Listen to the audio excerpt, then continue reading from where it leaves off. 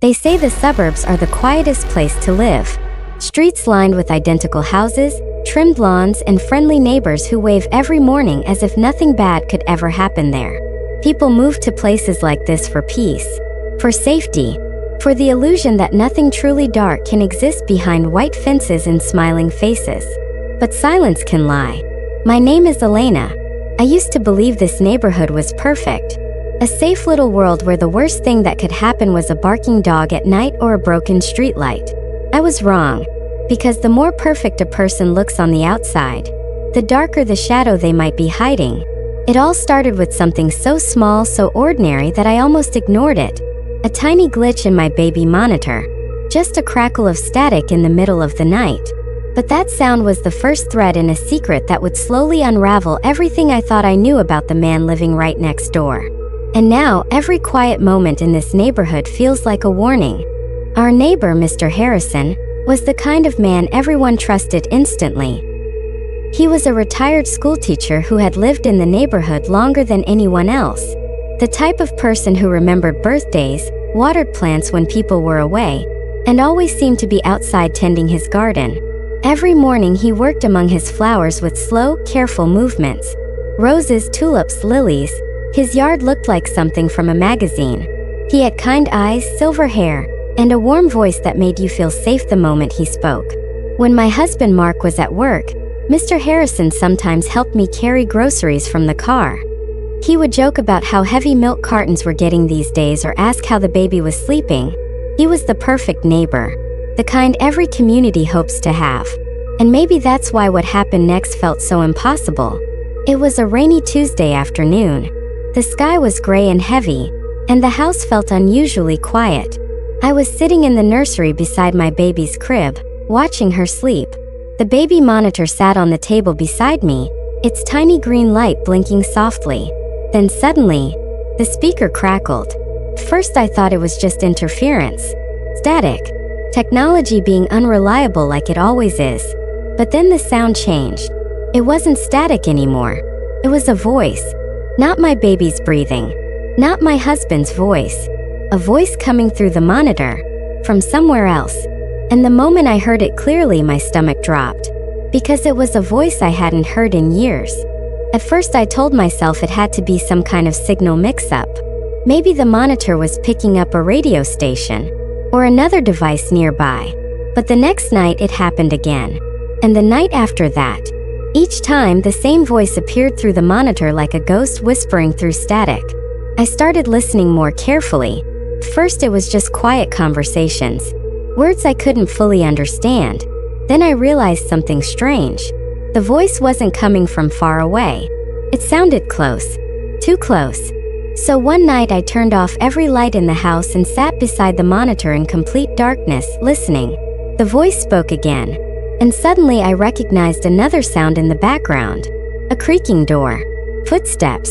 The clink of glass. It sounded like someone moving around inside a house.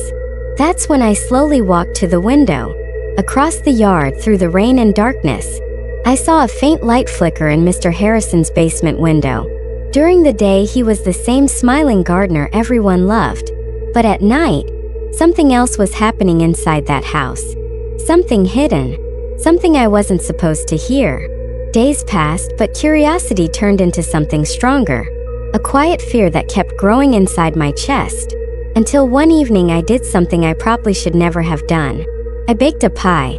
A simple excuse. Something normal. Something innocent. And I walked across the lawn to Mr. Harrison's house. The rain had stopped, but the air felt heavy as I knocked on his door. No answer. I knocked again. Still nothing. The door creaked open slightly when I pushed it. Mr. Harrison? Called softly. Silence. The house felt strangely empty. But then I heard it. A faint sound from below. Footsteps. Coming from the basement. I should have left right then. Every instinct told me to turn around and go home. But instead, I stepped inside. The stairs to the basement were narrow and dark. Each step creaked under my weight as I slowly walked down. At the bottom, a dim light flickered. And what I saw there made my blood turn cold. The basement didn't look like a basement. It looked like a shrine. The walls were covered in photographs, dozens of them, hundreds, every single one showing the same woman, different ages, different places, different moments in time. And that woman looked exactly like me. Photos from years ago, pictures I didn't even know existed, old school photos, snapshots from places I had visited long before moving to this neighborhood. My heart started pounding. Then suddenly, I heard heavy footsteps above me, slow, deliberate, coming toward the basement door. In that moment, something inside me finally understood the truth. Mr. Harrison wasn't the kind old man everyone believed he was. And whatever secret he had been hiding, had been watching me for years. I don't remember exactly how I escaped. Fear has a way of erasing details. All I remember is running through the dark yard, through the rain, back into my house where I locked every door and held my baby close. People always ask why I never called the police. But how do you explain something like that? A baby monitor glitch, a basement full of photographs, a man who never did anything technically wrong. Now life continues in this neighborhood exactly the way it always has. Every morning the sun rises, birds sing, children ride bikes down the street, and every morning, Mr. Harrison stands in his garden. He waves at me with the same warm smile he has always had, from across the lawn. And every time I see that smile, I feel the same cold realization. He knows I went into that basement. He knows I saw everything. And somehow, that doesn't seem to bother him at all. Because deep down I know something terrifying. He's patient. And he's waiting for the moment he can invite me back inside. So if you ever move to a quiet neighborhood, remember this. Watch your neighbors carefully. Because sometimes the most ordinary house on the street is hiding the darkest secret.